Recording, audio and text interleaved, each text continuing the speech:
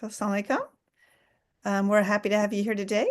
We're with AMCF. This is a Women's Giving Circle presentation with American Muslim Community Foundation. Today is part of our Social Impact Accelerator series, our educational webinar, Top Marketing Tips for Nonprofits with the lovely Amna Mirza, who's on the screen. Today we'll have a short welcome, an intro to AMCF and the Women's Giving Circle, a little bit about the speaker, presentation, Q&A, upcoming events, and a brief survey. So again, thank you for joining. Lisa, are you supposed to have your presentation up? Because I don't see it. Oh, so sorry. No worries. All right. All right, so we'll go. So today is Top Marketing Tips for Nonprofits with Amna Mirza. Quick agenda.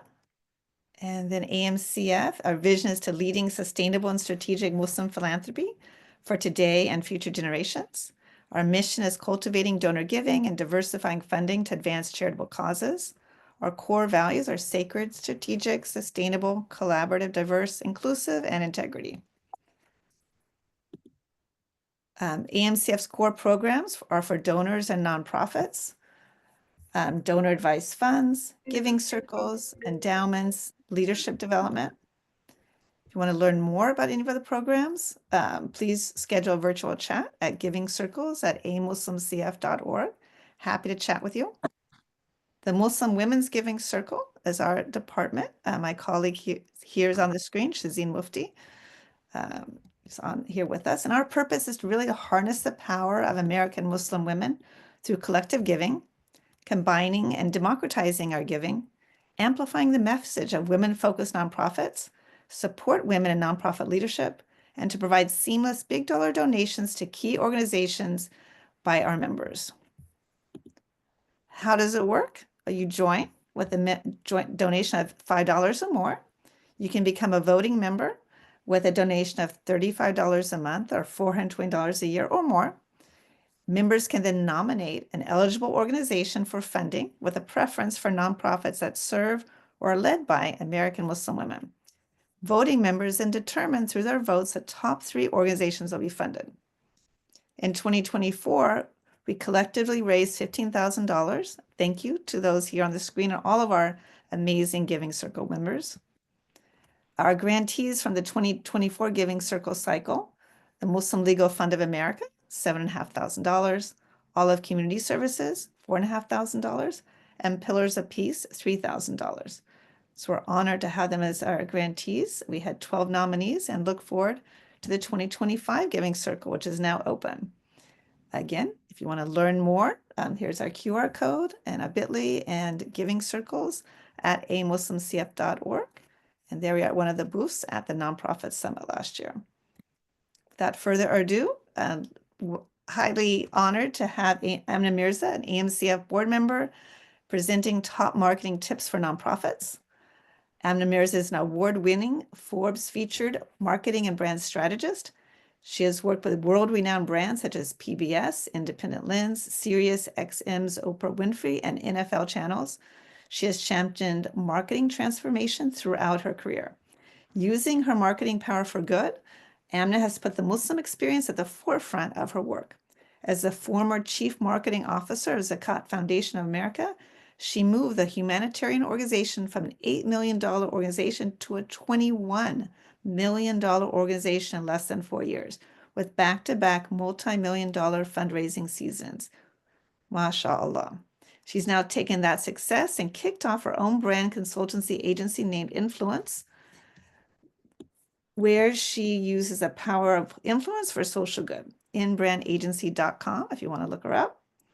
And we now like to hand it over to the amazing Amna Mirza. So thank you so much. Alaikum, everyone. Thank you so much for inviting me. And as a marketer, I really hate marketing myself. So thank you, Lisa, for reading that.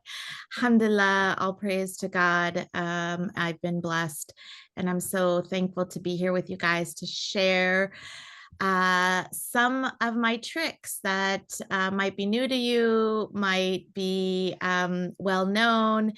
Inshallah, I was hoping this presentation would be more of a conversation. I'll have some polls. Happy to have questions in the chat. We can wait until the end. There's a bunch of slides, and I don't want to spend the whole time talking because I think engaging with you guys is really where we get to those nuggets of goodness. So sorry, you see the crazy. I had this up before. Profiles, there we go. Okay, so I guess you see me not being at the front of my presentation. So let me get back to my proper slides. I thought I had closed all of my other slides so you wouldn't see the crazy, but it looks like I didn't. Oh, okay. It's the full screen that always messes me up. Okay, here we go.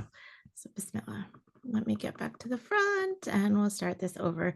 Muhi from AMCF sent a message and said he is sorry he is not going to be able to join, but he cannot wait to watch the recording. And I was like, oh no, the recording is the worst part, but Bismillah, we'll try again. Let me go here and share. Okay, Bismillah. I'm gonna do a presenter full view. Okay, how does that look? Can everybody see this opening slide? Looks good. Yes. Okay, perfect. Alhamdulillah.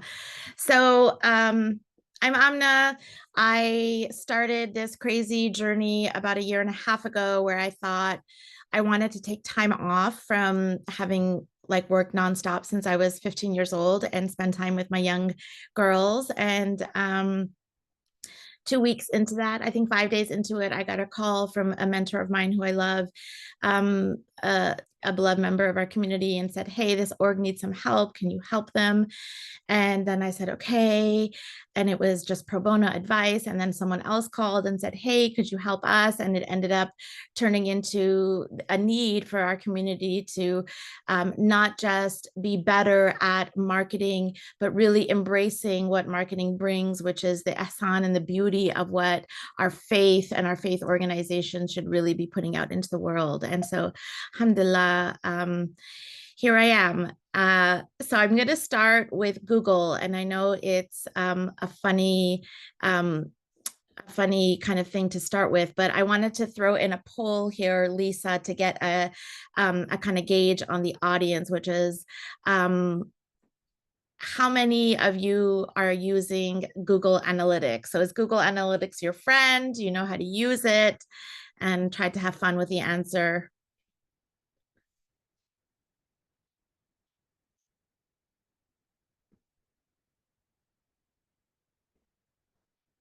And so if you guys can pick a multiple choice, it'll just give me a good kind of gauge on where the audience is.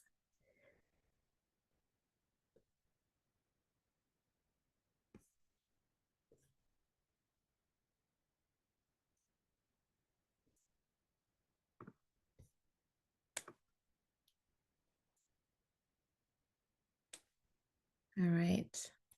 How do responses look? Did you want them to do all the questions or just the first? Just the first one, just Okay. the first, yeah. Okay. So we had a few people. If anybody else wants to take a couple of seconds to fill it out, it'd be great. Thing 2-5. I think we have eight people who did it so far. Cool. I don't see it. I'm sorry. Oh, you don't see it? Okay. So we have 25% said yes, love Google Analytics. Three said or 38% said we're on a first name basis. And 38% said no, never like Google Analytics. So Okay. Perfect. So it's a good mix. Google is queen, and it's really something that I've had to embrace deeply in the last, 10 years or so of my career. And it's the first thing that I really talk to a lot of new clients about and people who are in marketing is, as much as we have a love-hate relationship with Google, it really is queen of the kingdom in terms of all search traffic, is referred to your domain from Google majority if you're using it. There's definitely others like Bing and DuckDuckGo and a few others, but Google is really, really important, not only for measuring your website, how many people are coming, where are they coming from, how do they find you, but also it helps you refine the work that you're doing so that you can see a lot of people are coming to our About Us page or our team page. They must really care about that. It gives you content ideas of what can I do with that information now to make maybe a standalone website for the person that they visit the most on our website, the founder, the marketing manager. It helps really take those insights and get that strategy and put it together into an execution. And you don't know what you don't know. And the great thing is it's free. So advertising is not free, but getting Google Analytics set up on your website is free. And so I think I've kind of given some tips here on how to do it, but it's really, you just search and open for Google Analytics, you'll get a link. You want to add your website properties, the URL. It's a step-by-step. The tricky part is they give you a snippet of code. And if you're not a web developer, if you're not great at integrating that into your website, that could be a challenge. But I bet if you ask a few people in your circle, somebody will know how to do it. WordPress and other CMSs allow you to just easily go in and add this code. You want to go into the header of your page and add the code there. So then that page is all individually tracked, and you can get much more sophisticated with it. But it's my biggest tip is to definitely get Google Analytics set up. Now you can even use the support of ChatGPT, which is how do I get Google Analytics on my website? It supports almost all websites. It really should be there. A lot of other ways to go around Google Analytics, but it's the way that you're going to get discovered through organic traffic, which I'll talk about in a little bit, but also through paid traffic. And unfortunately, Google makes us play in both of those areas. So, oh, we did that already. Okay. So what to track is going to be important, because once you have your website set up and Google Analytics is embedded, you're going to start seeing reports in Google Analytics. So you just log into the analytics dashboard and it'll tell you what the traffic looks like. You can pull custom reports, page views, the duration someone's on your website, and bounce rate is really important to look at. And then eventually you should get into conversion goals, which is, say you want people, you want people to read an article on your website. Did they click on the read more? Did they actually read that article? How much time did they spend on the page? Sometimes a high bounce rate is good if you want people to come in, do something quick and leave. But if you want people to come, spend time, it tells you how many views you got, how much time they spent on each page, how quickly did they leave. It's also really amazing for nonprofits because they do have free Google tools. And of here, I would say, I'm going to talk about the Google Grant. And I know many of you have probably heard of Google Grant, but it really is, yeah, I have it here. So a lot of the orgs that I've worked with have been like, we get $10,000 a month from Google. Well, it's not really true. If you qualify and you can apply for a Google Ad Grant, if you're a 501c3 in the US and a nonprofit, the application is really easy, and they give you up to $10,000 a month for Google search. So, which is nice because a lot of people will go and just search, and you want search traffic.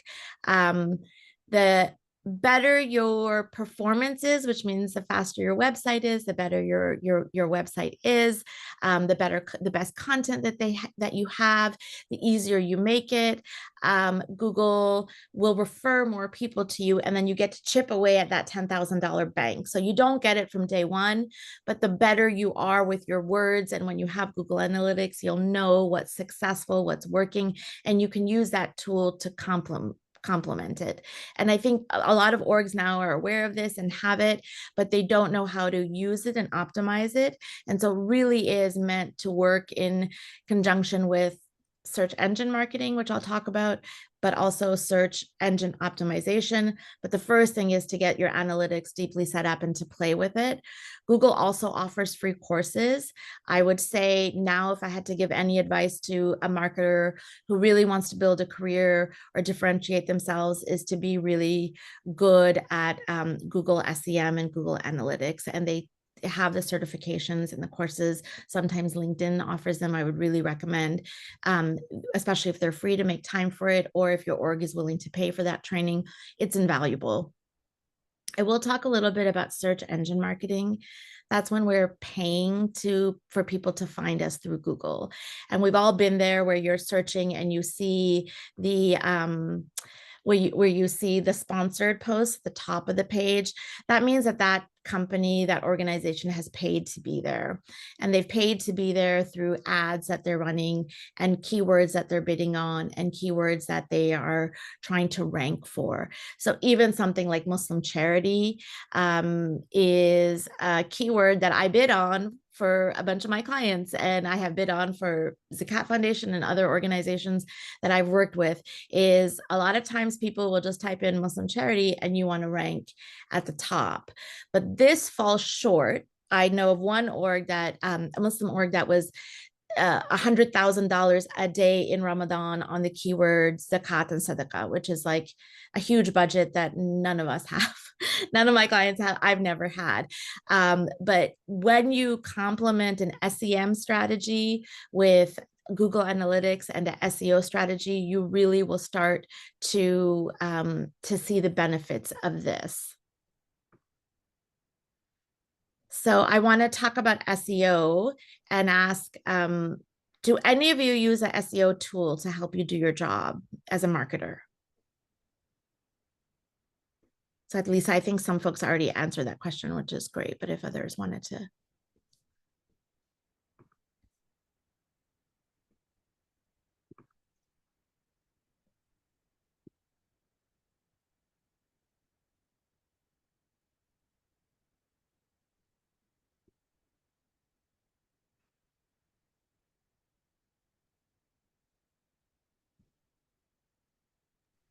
We have 5 people that filled out the poll. If anybody else wants to take a 30 seconds to fill it out.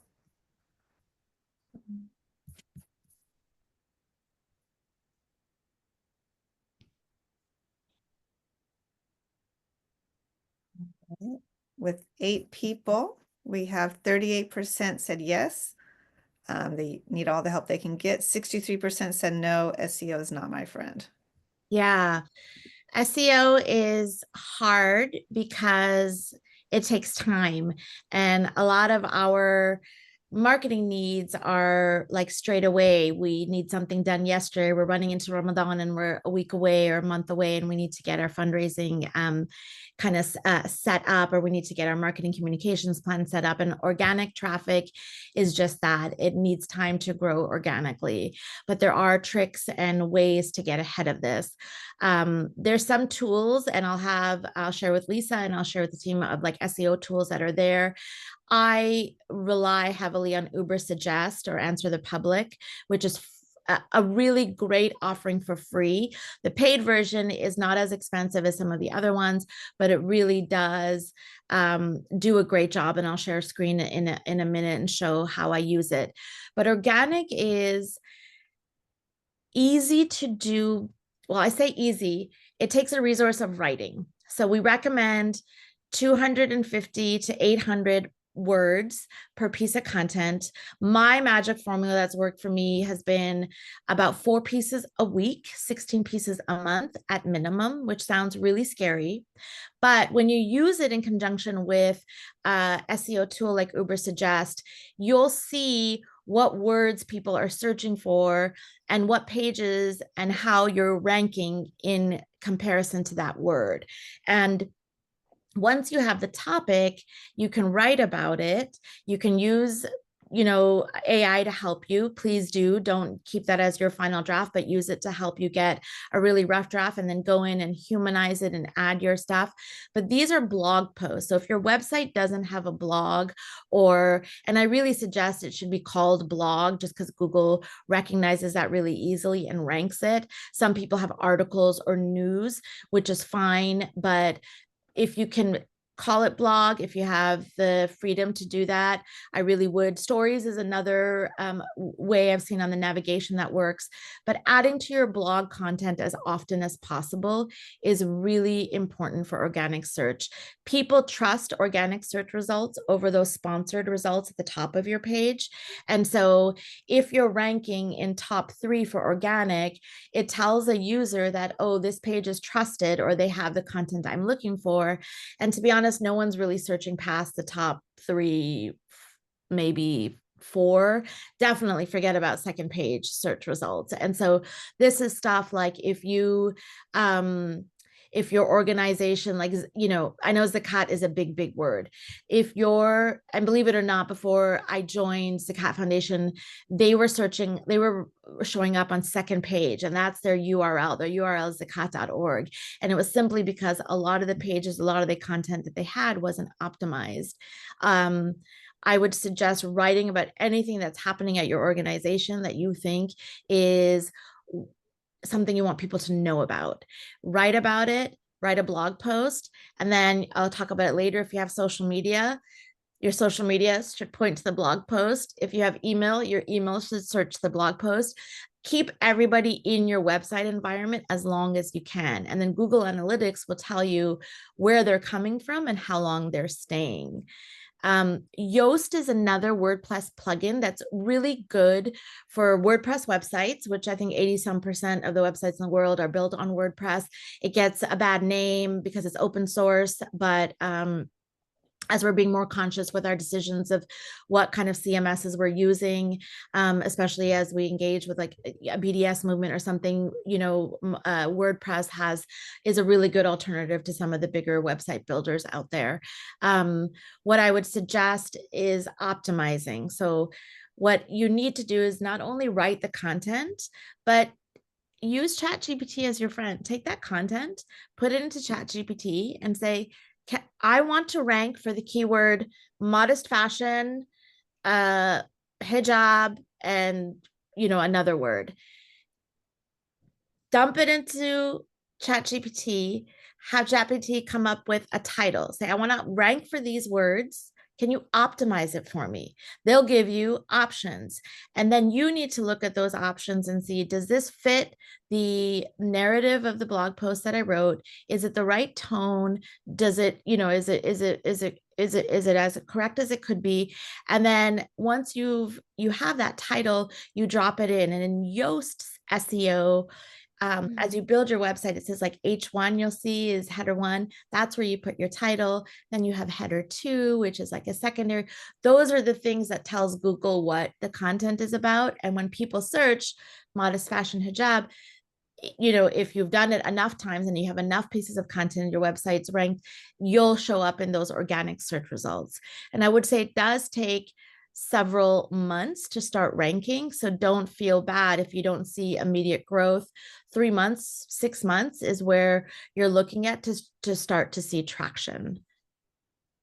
Also, any pictures you guys upload on your website. So if your web developer does it or you do it, always title that picture. Don't leave that picture as JPEG, blah, blah, blah, blah, blah, blah, blah. No, say, what I should Amna Mirza, influence brand agency picture, or, if it's, Penny Appeal USA water project, because photos also have meta descriptions and those also rank for images. You'll see when you click on the images on Google, sometimes it'll be like, oh, I typed in my name. Why are all these other people's pictures showing up, not mine? Well, they probably have the same name as you, but I haven't tagged my own photos in the right way. So that's one way that you can get control. Here's something I will show. And I was like, who should I pick? Who should I pick? Well, I picked AMCF and I picked Well, I put donor advised funds, thinking about the business that AMCF, does. And so this is through a free subscription to Neil Patel's Uber Suggest. He's really smart. So Neil Patel is another, Uber Suggest is his platform. If you can Google him, watch his YouTube videos, follow him, he's really smart. So this tells me, okay, donor advised funds. This first tells me search volume. So around 18,000 people are searching for that word, for this word, donor advised funds. And majority of the traffic is coming from the USA. How difficult is it to rank for that word? So if I see that this is 50, 60 or higher, I usually don't touch it, because it's like, oh my God, I'm going to have to put a lot of energy in trying to rank for it. And I'm going to have to write a lot of stuff. I'm probably going to have a bunch of other people talk about it on behalf of me and maybe pay a little bit for it. So I would say to have something doable is to look for a paid difficulty of 50 or under. And then this goes and it tells you, these are keyword ideas. So, super simple. What is a donor advised fund? So AMCF, if it doesn't, should have a blog post that has this title exactly. It tells me that, this total volume is 10,000. That's a chunk of traffic that I could get or pull from somebody else. So this is a really amazing tool to be able to do it if you pay for it. And I think it's like $30 a month or something. It can generate content for you. So you just click that button and it takes your keyword and what you want to rank for, and you tell them a little bit more and they go through it. These are a ton of suggestions here. You might find it repetitive, like how much can I talk about what a donor advised fund is? But I would say more the better, because a user is going to land on what they find in Google. A user is going to land on what they're interested in. And if they go down the rabbit hole on your website, great, but they're not going to find all like 800 pieces of content on donor advised funds. They're going to be sent to one and engage with that.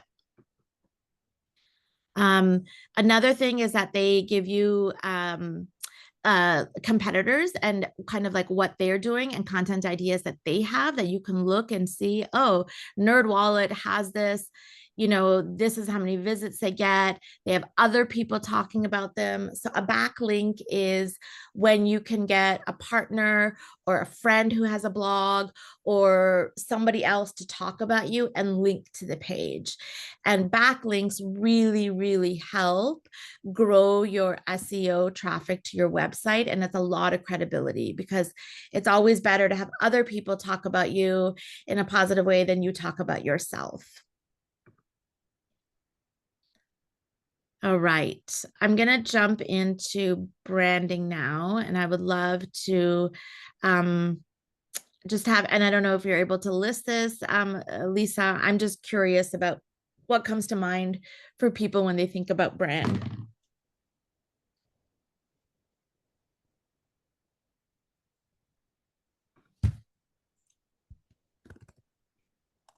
I was able to relaunch the poll, so it'll be the third question. Why don't we just put that in the chat? I'm not, Okay. because it's, I don't know if we can list different words in the chat. So why don't we, or in the poll, why don't we go ahead and have people Yeah, list it's that in the it's chat? a fill in the blank. Oh, it is. I'll be the first to apologize for my choice.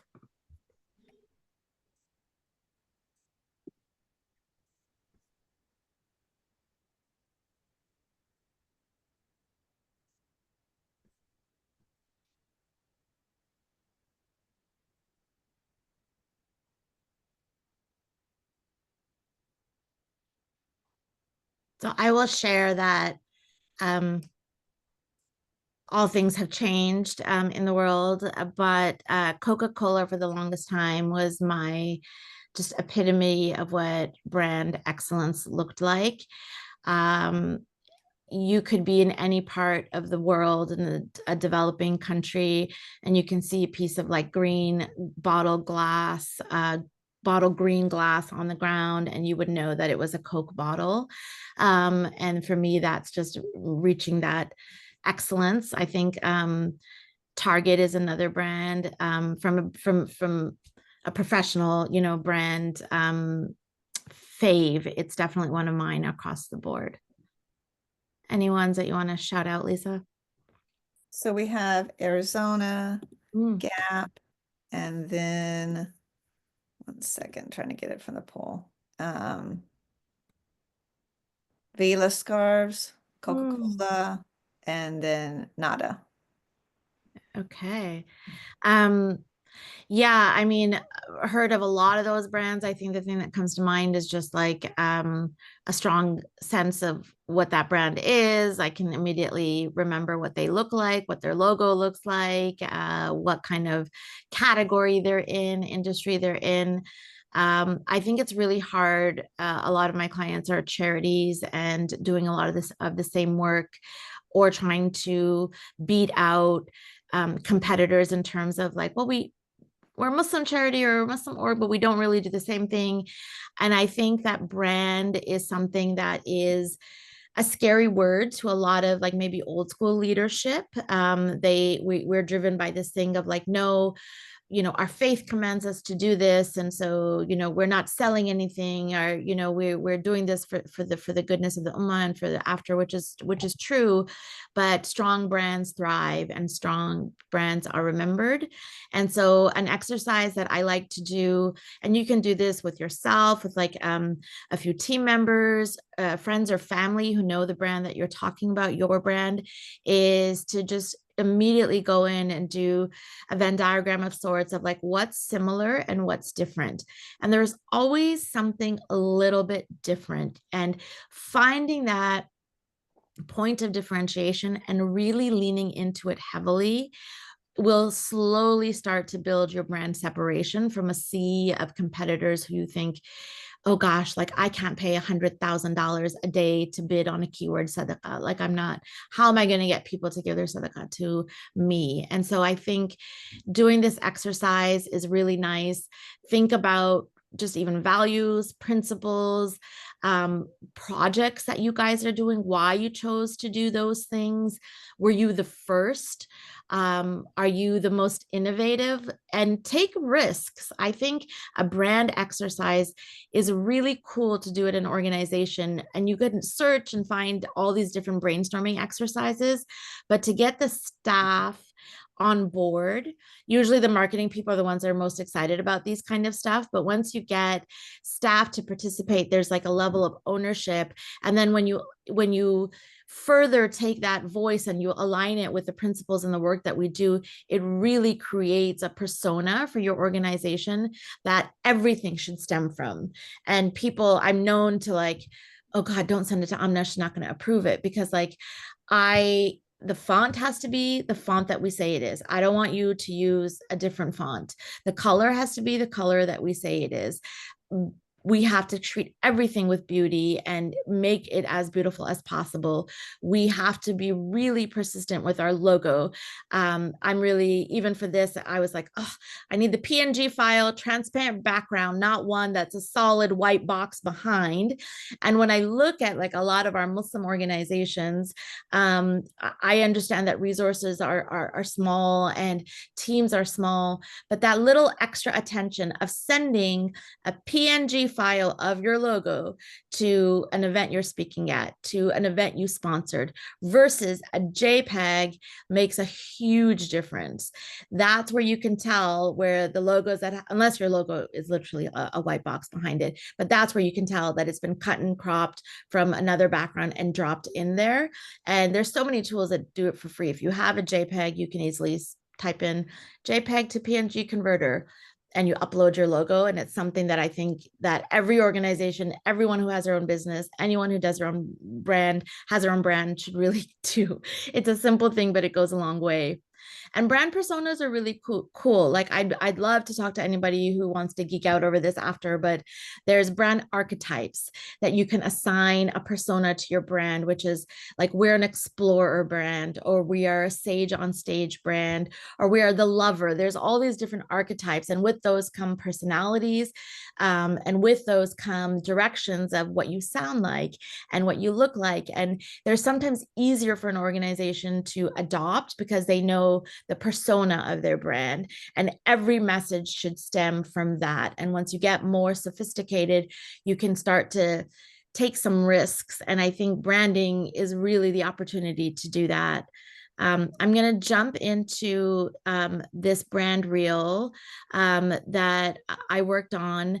And it was a really risky thing for me to do and to push the envelope. But alhamdulillah, you know, it worked out really well. I hope you feel the same, but let me play it for you guys. And inshallah, there's no interruption in the audio or. I'm way better than you. You got like 5 million. Yes. Come on,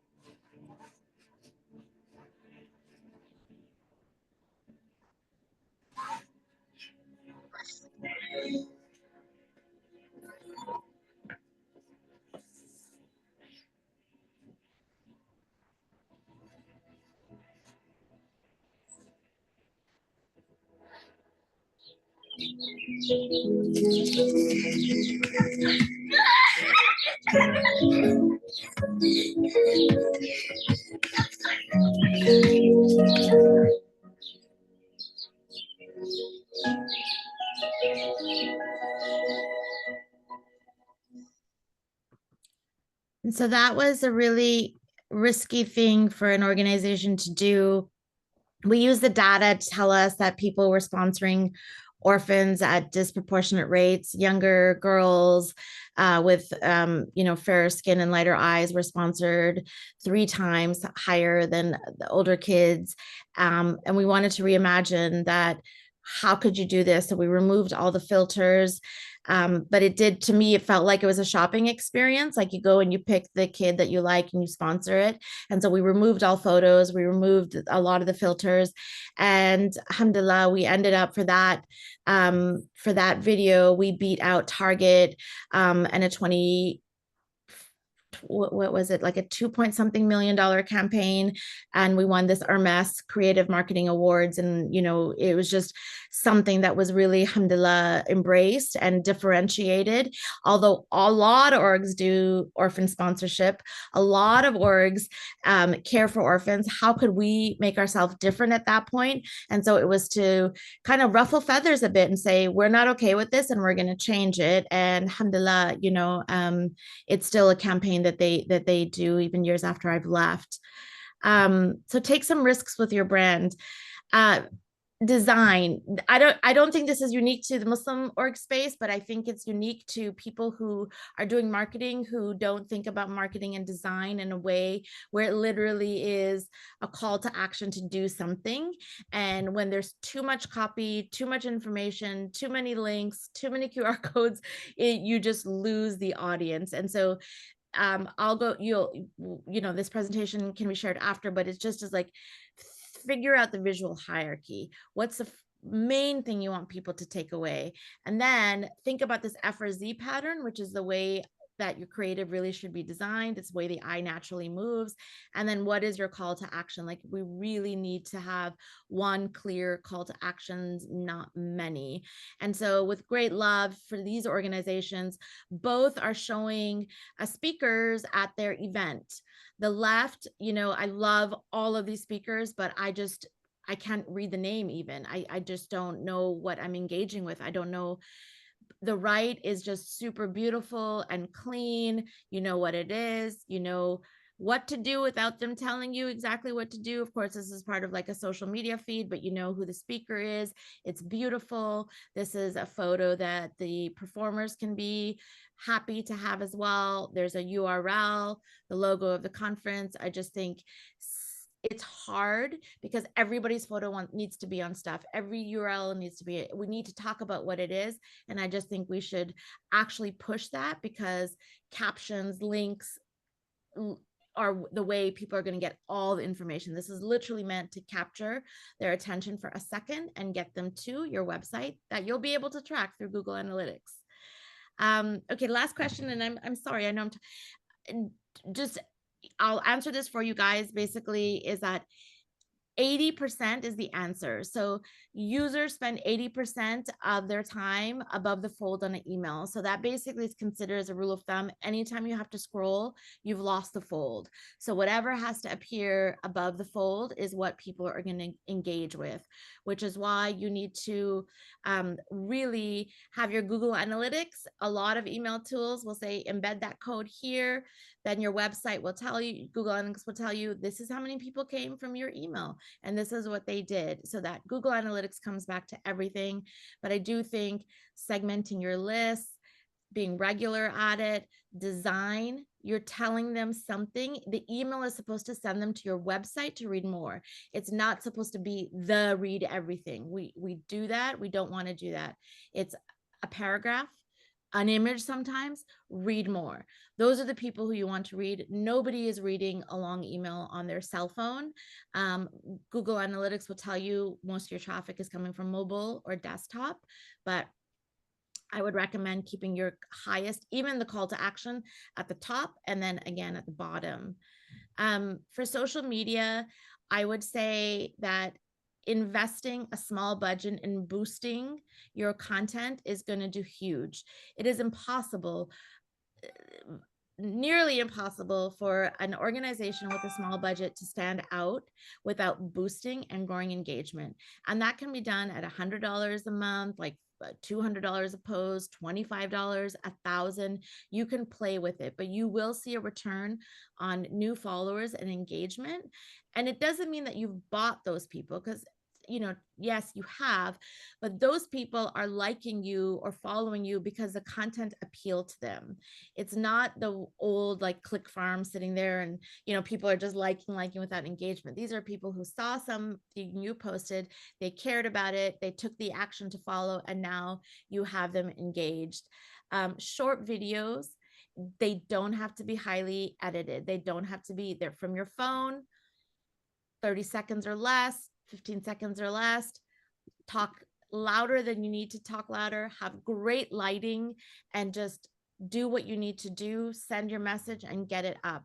Video content is served at a higher rate. It's engaged with at a higher rate.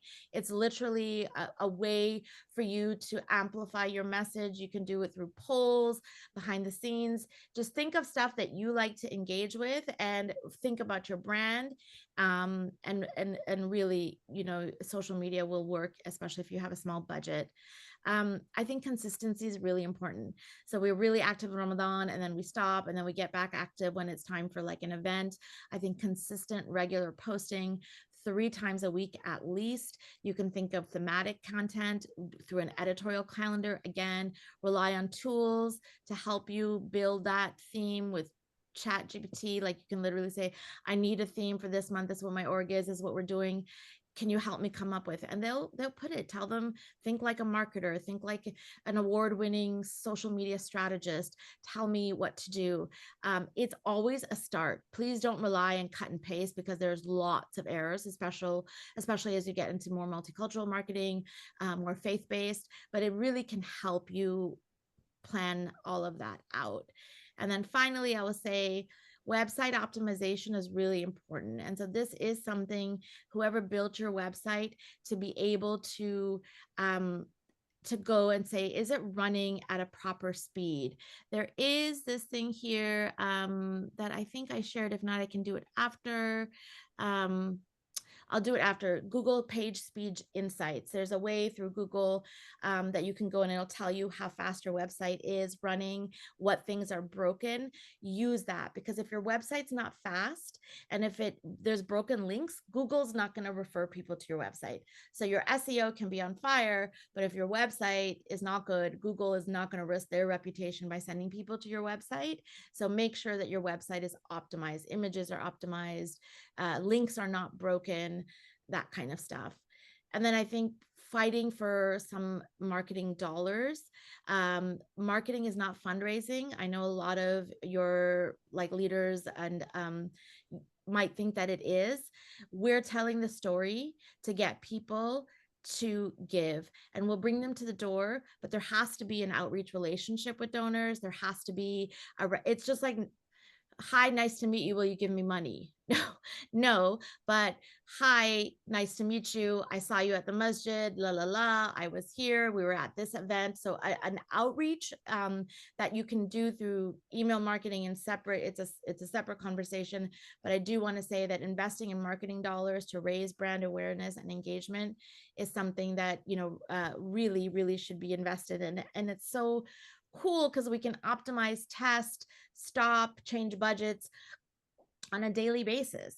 So it's not like, you know, you've spent $5,000 and now you're done. No, spend a few hundred a week and see how it's performing. Stop spending when it's not performing. Start spending when it is.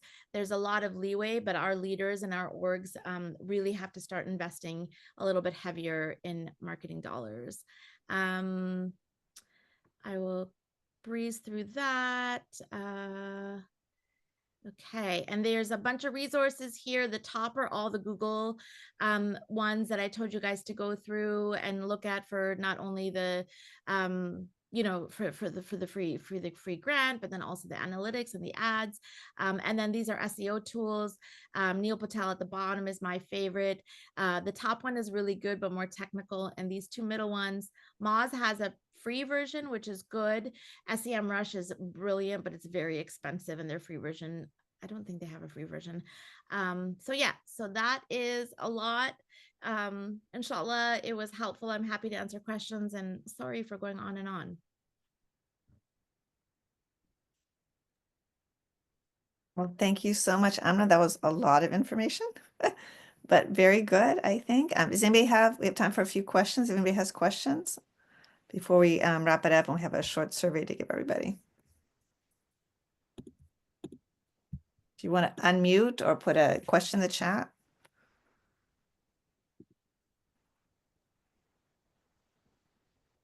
Playtime's over. Hi, I have a question. This is Annie Zonneveld from Muslims for Progressive Values in Los Angeles. Can you hear me? Nope. Yes. Great presentation, Amna. There was a lot there, but it was wonderful. I really love the way you were recommending for us to use the ChatGPT as a way to build even a campaign. And that's something that I've withheld from doing, just because I think knowing how to ask is actually an art into itself, right? But I love the tip when you said, you know, think like an award-winning marketer to create. I was scribbling away really quickly. It was brilliant.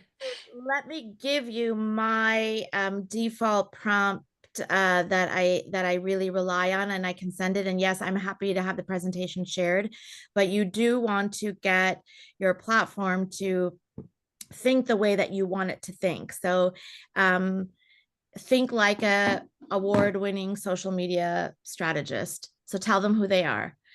Tell them your constraints. I don't have a budget. I have a small team. I need it done in 3 weeks. Tell them what you need them to do. I need you to build me a marketing communications plan. I need it in a table format. I need it to be under $25,000 and rank it in difficulty from easy to stretch. Like, so just, you have to tell it like what it is, what it's doing, your constraints, and that's something that you can play with for sure. But I have yet to get a response that I can cut and paste and use it, but it definitely will do the work, especially in nonprofit world, of it will save you weeks and allow you to go in and hyper customize it for your audience, your segment, your voice. Yeah. Okay, so the thing is what it is, what it's doing, and then what? Constraints. Constraints. Your constraints. Your constraints, yeah. Yeah. Timeline, budget, staff. Format. Tell them how you want it. Mm-hmm. Tell it how you want it. Yeah. And And then give them as much detail as possible of the work. So, you know, that's where I think people, it's like, oh, if I'm going to be telling it all these things, like this is an organization, it cares about this is what it, but it literally will help you to give them as much, to give it as much detail as possible to get your first rough draft. Right. Okay, great. And the other thing too is that we actually have a Google grant of about 12K a month, but what's been really challenging is actually even maximizing it, and having someone to go in the back end and do the AdWords. I mean, that's an art within itself, and I'm just not trained for that. I was just pulling my hair out. Yeah. So is that something that you do? It is something that I do. I have a Google specialist on my team, and we do it, and we've had great success with it. It just really is reliant on, I mean, it changes from industry to industry. But yeah, I've not seen a grant at 12K, but if you have been given 12K, it might mean that you've overperformed and you've spent more against the grant. But yes, it is an art, and it is a science, and it also is correlated to how much you're paying on Google. So Google Smart, because you're competing against yourself kind of, and so there's different tricks to it. But yeah, optimizing that 10K a month is challenging, especially for small nonprofits, or I've noticed, frankly, for Muslim nonprofits, it's been really challenging. Just so many keywords are flagged and things are not, approved, and, no, you can't use that. And we're competing in a world where there's a lot of words that all of us are trying to bid for. So yeah, it is a challenge, but congratulations on having the grant. That's a first step. And then I would suggest, if anybody has time to like watch videos or see what it is, even to go in and play with it and adjust a few, start small campaigns, small words, see how they go, to adjust and add more. Last question. How do you, I mean, we have a lot of folks coming to the website. What our challenge has been is that conversion to becoming a member, a community, a dues paying member, or to be more engaged. That's been our challenge.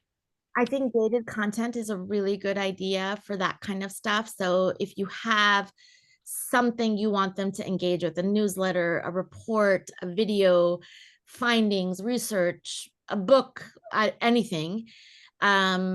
Dated content, is that what you said?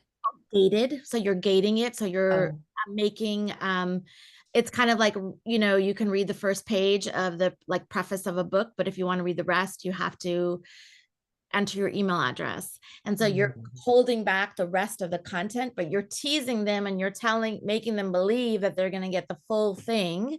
So what do you have that's good enough for someone to want to subscribe, to get the rest of that content? Okay.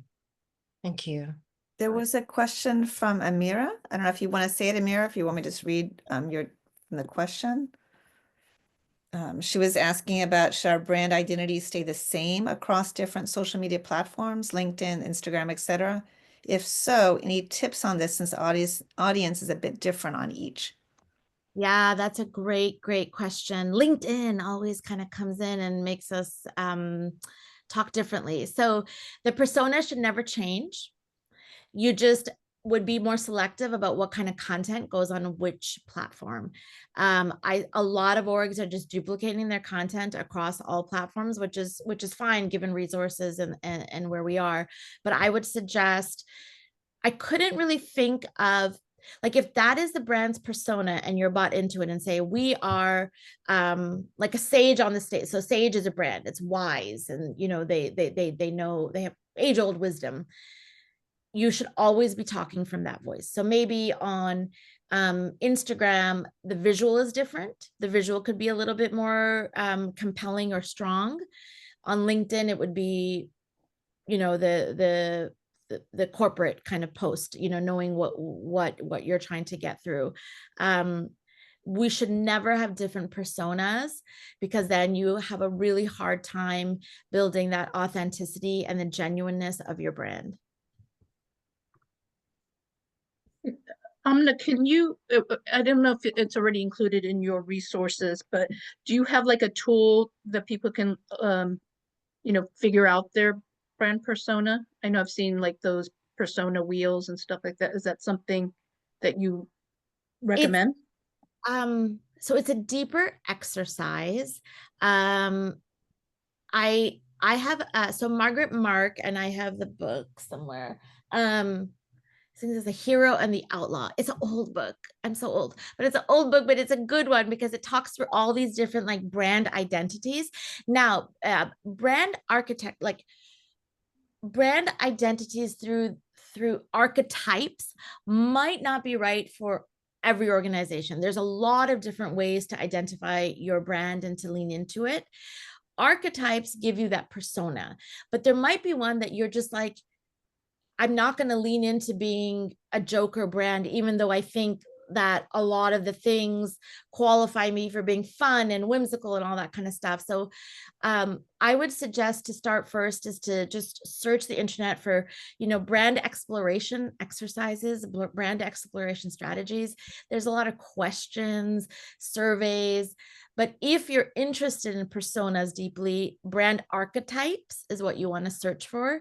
Margaret Mark is one of, she's a great, and then there's another young gentleman, I'll have to send it after to you, Lisa, who, he's really good too, and does a really good way of like picking your persona.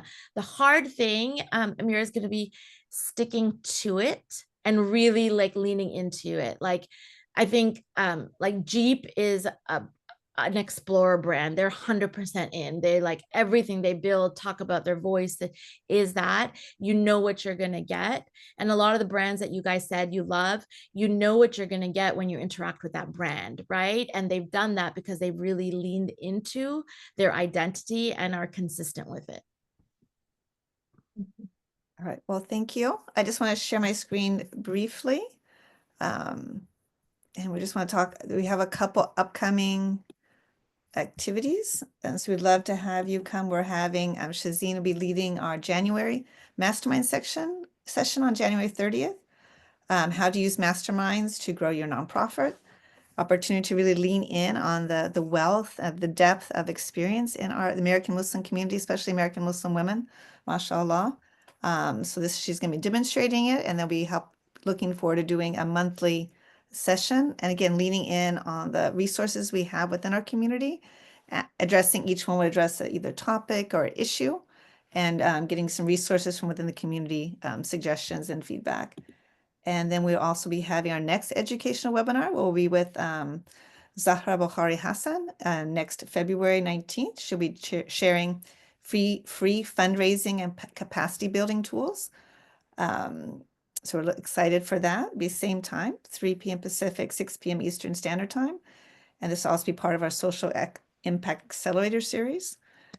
And love for you to learn more about us. Follow us on social media. So I think Amna said you can backlink us. So if you like one of our stories, please share it.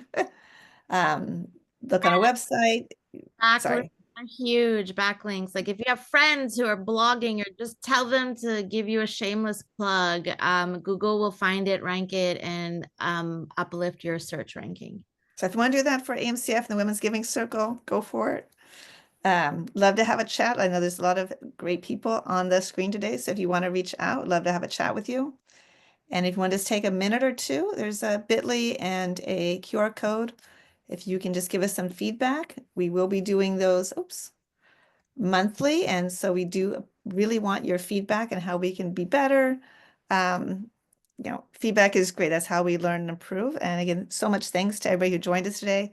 A big, huge shout out to Amna. And we look forward to getting all those mashallah, amazing resources. As soon as you send them to me, I hope to send them out with the link tomorrow for the recording for those people who weren't able to attend or kind of got overwhelmed halfway. We're just like, wow, that's just so much information. Lisa, can you share the bit.ly link in the chat, please? I will try. Thank you all for your grace. I'm I'm sorry that was a lot of content. Doesn't feel like a lot when I'm going through it. I was like, oh yeah, but it is. And my email, I think you have it. It's on the screen. Feel free to email me. I'm happy to just vibe and geek out over this stuff with you guys who have questions. And inshallah, come to something that you find helpful. But hopefully there was some stuff here that will be useful immediately and then long term. Thank you, Amna. Like my mind is blown. This is not my subject area of knowledge, especially what you were talking about. But I mean, even like there's such nuggets of gold throughout, that maybe if you didn't understand all of it, like even you sharing about AMCF, and then the top,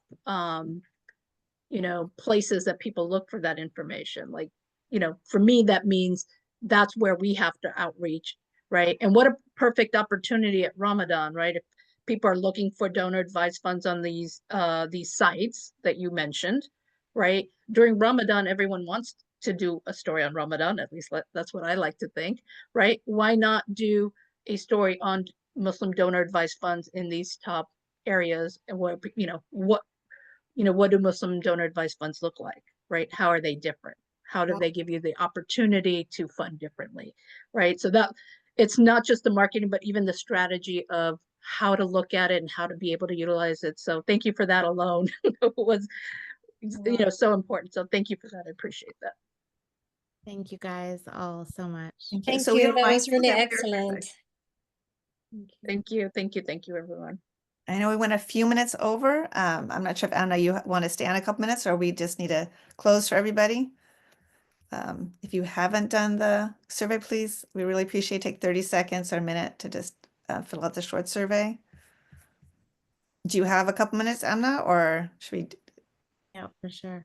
Okay, so yeah, if we have a couple more minutes, we can stay maybe to like 4:10 Pacific Standard Time, and then we will close it for everybody. So if you do have didn't get your question answered, we'll probably have a minute, a time for maybe 1 or 2 questions.